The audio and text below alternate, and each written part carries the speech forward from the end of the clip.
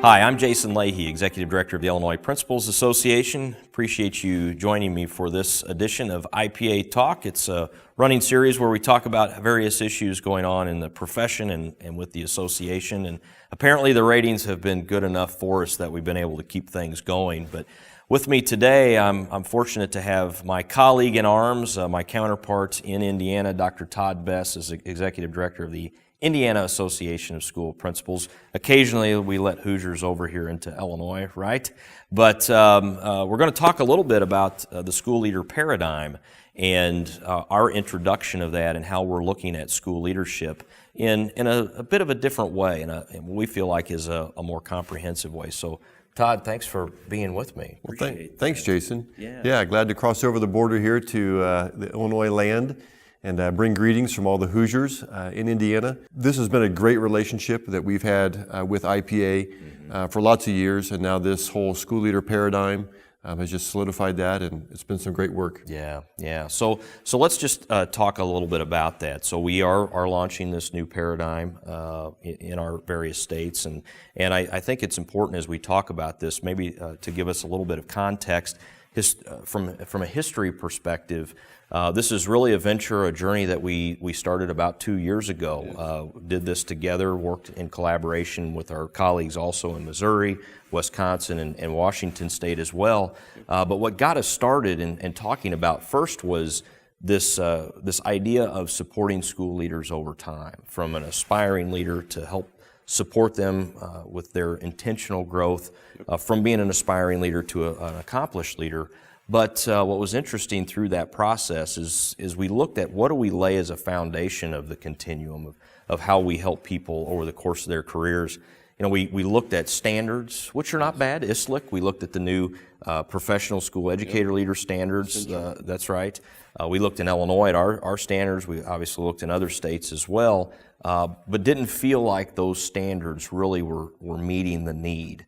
And so we thought we needed to take a step back here and take a look at what's critical, in terms of what attributes, what competencies do school leaders need. And so that brought us to this school leader paradigm. And so I'm just going to ask Todd if you wouldn't mind just talking about some of the elements of the paradigm and Sure. What are involved with that. Sure.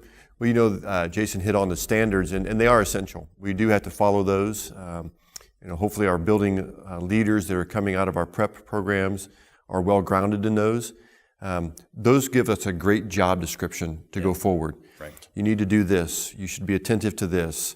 But how you do those things, I think, really is what's integrated within the paradigm. They did do the evaluations that are a part of the building level standards, but how they did them and how they related those to them and how they were attentive to community needs and their own individual work often makes the difference, and that's how we have to help people.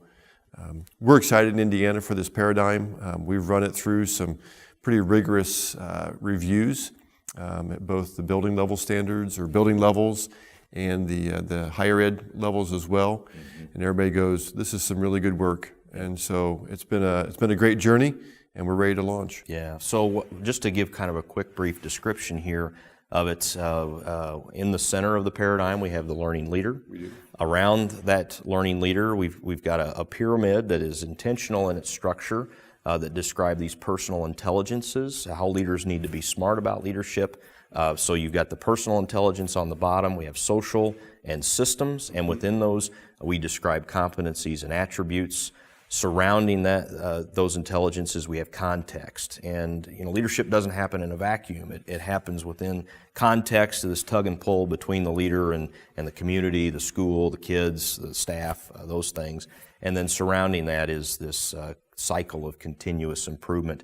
And it's purposeful in its location because it assumes continuous improvement, not only for the leader, but the organization that leader is leading as well. And I got to give really all credit to you, Todd, because I'm not a visual guy at all.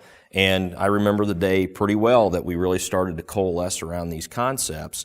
And you went to the board and started drawing it up. And again, me being a non-visual guy, more of an auditory guy, it was a real stretch for me. But after several iterations in Champaign that day when we were there at the I Hotel, little shout out to them, with our group, that day, and then even later we had some more work that was done on it. We now have this school leader paradigm that individuals have. I think we started out as a house. That's right. Because we did think about a foundation, and then what are the walls and things like that. But it became clear that the three intelligences, as Jason referred to, really build upon everything, help the leader grow. And that personal intelligence on the bottom, because it is the foundation, right? It is agree. The foundation of all of those intelligences. I agree. Yeah, knowing yourself and how you're going to handle your work, how you attend to yourself, your own well-being, right. Just critical to move everybody forward. We're fortunate in Indiana to have a Principals Leadership Institute, right. That's run through Indiana State. Again, a little shout out because they were some good work to help us get this going. Yep. That 2-year program focuses first on the individual as a leader, does that a whole 1-year program with action research, and then in year 2 brings in teacher leaders to help build the capacity of the school. So again, the idea of an individual intelligence in year 1 for us, year 2 being then social and systems, making that whole piece grow. Yeah. So I will tell you, when I think about the paradigm, and I think building on what you're talking about there with what you're doing with the Leadership Institute, what we're trying to accomplish with the paradigm is looking at leadership more comprehensively. Going beyond just the standards, which talk a lot about the job, and as you described, a job description, the activity, which is important. Yes. The activity is critical, but that shows the outcomes. But I think we have to dig deeper in order to understand what are the competencies and attributes that leaders must possess in order for them to have successful outcomes. And so as I've been reflecting on this and trying to think through how to communicate, the why behind the paradigm, I think about it in really 3 words: becoming before doing. We have to become what we need to be. We, as school leaders, we have to make sure that we possess and then can demonstrate the attributes and the competencies necessary from a personal and social perspective in order to then be able to do the activity of the job, do the work that then shows that we will have positive outcomes for students and those kinds of things. So you talk a little bit, Todd, about the Leadership Institute. When you think about the work of how we're going to leverage the paradigm forward, how you're going to leverage this in Indiana, what do you see this paradigm doing for you? Yeah, we've been really fortunate to have some great growth in our conference world the last several years. In fact, we're setting up for our conference soon. And we've always had strands to go with that. Here's a leadership strand, here's a student success strand. Right. We really feel like we're going to utilize those 3 intelligences as our strands at our conferences. And then as we roll out our professional development on a regional basis, that'll also be those strands. Everything will tie back to those. So our hope too is that if a leader is struggling a little bit, right. whether they recognize it from themselves or a superintendent says, I think you need some help, right. they can come to this paradigm, they can look at those intelligences, they can look at the competencies and attributes and go, I need some help. I turn to IASP, right. I turn to IPA, yep. and then those different pieces of professional development are there to support them. Yeah. Because that's what it really does. It's meant to help support. Agreed. Well, and where our 2 states have some overlap is with Ed Leaders Network. Yes. And so we have started the process of seeing how we can align the content on ELN to these intelligences. And what we're finding immediately, and really across the board in all the professional development that IPA provides, we're finding we're heavy on the systems side. Yes. We have a lot of work to do on the personal and social side. And we're also excited with ELN to not only align content, but maybe even provide some other tools for school leaders, like some self-assessments and those kinds of things. And I also feel like, in addition to the things that we've described, we'll be able to look at some of our professional development in new ways of how we can really start to segment, scaffold our leadership offerings and development, and maybe even look at providing cohort experiences for people at that aspiring level, at that new launching level, when people are right there getting started, as they build up into this, mastery or accomplishment as they grow over time. And what's really exciting with these other states we're working with, I know Washington State in particular is doing some really exciting things around cohorts and looking at school leaders over time. And so I think a lot of good things are going to be on the way for us as a result of it. And what's really exciting, in my opinion, is we've got this paradigm now really to focus our work and use as a foundation for everything that we do moving forward. Agreed. We're lucky. We have a new administrator institute in Indiana. Again, kind of a 2-year program, and so we've already rolled that out to them. And the different sessions we've offered within that.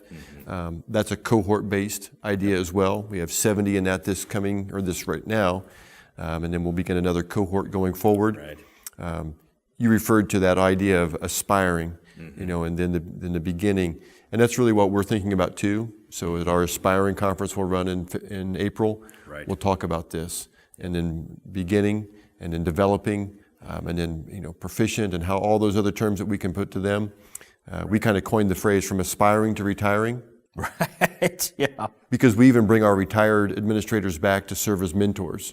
So we want them to be well-versed in these intelligences so that they can help support those administrators as they begin. No doubt, and obviously similar work happening here in Illinois as Absolutely. well. Well, listen, we'll leave it at this. Sure, appreciate you being here with me, Todd. And in fact, the recording for this was happening at our principals conference, so appreciate you crossing the border and joining us for our fall conference that we have every October here in Springfield now, which is really a lot of fun.